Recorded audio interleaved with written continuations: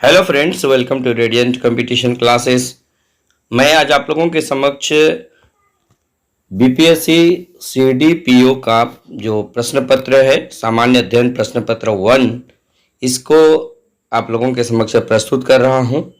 और वैसे अभ्यर्थी जो 67वीं बीपीएससी मेंस का एग्जाम दीजिएगा, उनके लिए ये बहुत ही महत्वपूर्ण रहने वाला है, इसलिए कि यहाँ से भी क्वेश्चन आपका टैली करेगा, ये निश्चित है। इसलिए कि आप देखे होंगे ऑडिटर, एओ और सीडीपीओ में लगभग मिलता जुलता क्वेश्चन है, लेकिन इस बार का क्वेश्चन आप एक बार देख लीजिए सीडीपीओ का, और ये भी, और ऑडिटर और एओ का भी आप जरूर देख लीजिएगा, उसको भी मैं वीडियो में डाल चुका हूँ, आप जरूर देख लीजिएगा। चलिए देखिए, एक नंबर का प्रश्न है, 1857 ईस्वी के संथाल विद्रोह के कारणों, परिणामों और महत्व को उजागर कीजिए।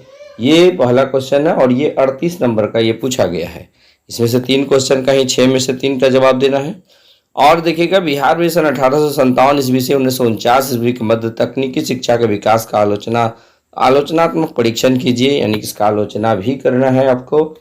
उसके बाद तीसरा नंबर का क्वेश्चन है, भारत छोड़ो आंदोलन में बिहार की भूमिका का मूल्यांकन कीजिए, यानी कि बिहार की क्या भूमिका रही है, यानी कि ये इसके बारे में आपको अच्छे से डिटेल्स लिखना है। उसके बाद चौथा नंबर में पटना कलम चित्रकला का विस्तार से विवेचन कीजिए, ये भी पूछ दिया है। और सबसे गजब का बात तो ये है कि मौर्य कला के प्रमुख विशेषताएं, यानी कि जब भी पूछा जाता था तो अब तक का रिकॉर्ड रहा है, या पटना कलम पूछा, या मौर्य कला पूछा, या पाल, लेकिन इसमें जबरदस्त बात यह है कि तीनों कला के बारे में ही पूछ दिया है। देखिएगा, छठा नंबर में निम्न में किन्हीं 2 संक्षिप्त टिप्पणियां लिखिए। इसमें देखिए, पाल कला पूछ दिया, चंपारण पूछ दिया, स्वतंत्रता संग्राम में गांधी की भूमिका और शैक्षणिक विकास में टैगोर की भूमिका। ये देखिएगा, चारों के चारों मिला जुला के आप लिखने लायक क्वेश्चन है, तो आपको जो अच्छा लगे आप वो लिखिएगा।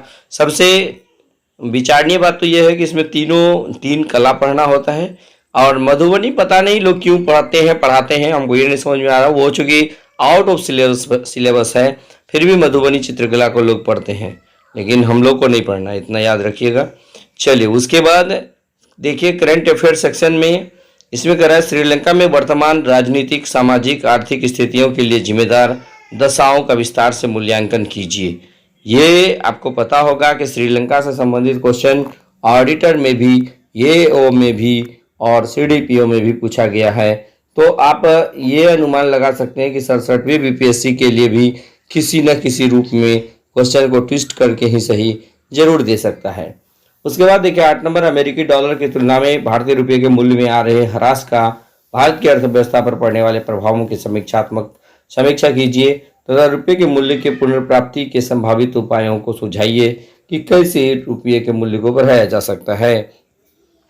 करेंट अफेयर्स में देखिए, हिंद प्रशांत क्षेत्र क्यों अत्यंत महत्वपूर्ण है, इस प्रदेश पर क्वाड देशों की व्यूह रचना की व्याख्या कीजिए।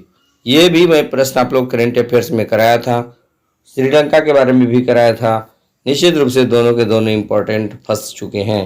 3 ही लिखना है, क्या वैश्विक शांति के लिए संयुक्त राष्ट्र संघ को अधिक सशक्त करने का समय आ गया है, विस्तार से विवेचना कीजिए।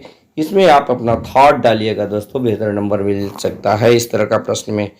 उसके बाद है, बिहार राज्य के लिए प्राकृतिक आपदाओं से अपेक्षित राहत पाने के लिए कोई उपयुक्त योजना नहीं है, इस संबंध में औचित्यपूर्ण योजना प्रस्तुत कीजिए। ये भी आपके तर्क पर आधारित प्रश्न पूछा है, आप इसको भी लिख सकते हैं। उसके बाद देखिएगा, खंड 3 आ जाता है।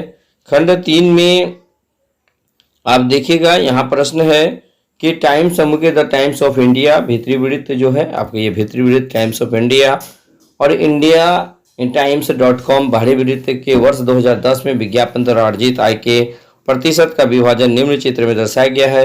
द टाइम्स ऑफ इंडिया के विज्ञापन द्वारा अर्जित कुल आय 300 करोड़ और इंडिया times.com की 200 करोड़ है। निम्न में चित्रों को देखते हुए प्रश्न के उत्तर दीजिए। ये 4 प्रश्न दिया हुआ है। मैं सांख्यिकी का अलग से हल आप लोगों के समक्ष प्रस्तुत करूंगा, आज सिर्फ यहाँ पर क्वेश्चन तो देख लीजिए। चलिए, मैं आप लोगों का हल प्रस्तुत करूंगा सांख्यिकी का अलग से। चलिए, ये था आपका बीपीएससी सीडीपीओ सामान्य अध्ययन पेपर फर्स्ट। आप इसको जरूर देख करके जाइएगा, या इसका भी आंसर आप जरूर तैयार कर लीजिएगा।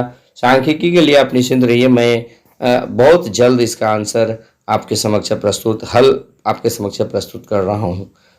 तब तक के लिए धन्यवाद।